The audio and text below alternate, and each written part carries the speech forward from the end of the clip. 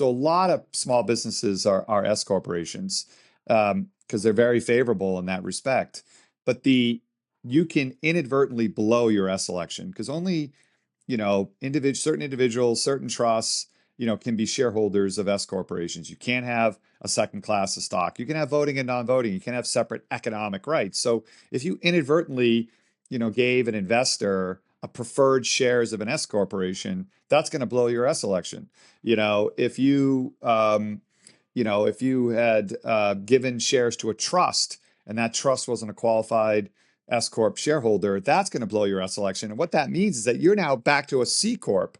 And C Corps are double taxation, right? You pay taxes at the corporate level and you pay. So a lot of it is really starting at the very core fundamental. What type of entity are you? Are you a corporation? Are you an LLC? Are you a C Corp? Are you an S Corp? That matters a lot, and now you might be hearing a lot about this qualified small business stock, Section 1202. This is where I've got a positive story, where I talk to people and I say, wow, you're a C Corp. And people, yeah, I never, I regret doing that. And I said, hold on, time out. You may be actually really happy because, the government is in these certain situations where you have qualified small business stock. You are a startup, you issued shares from your company.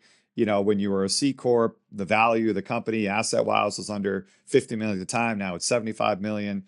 And these only certain companies. You have to be making something, technology or life science companies or manufacturing companies. It can't be professional services companies like ours don't qualify for this. But if you make something and you're a C Corp, when you go to sell your company, you can exclude the greater of 10 times your basis or $10 million prior to this most recent tax act, or even up to $15 million per taxpayer. So we've been in a situation where, hey, time out.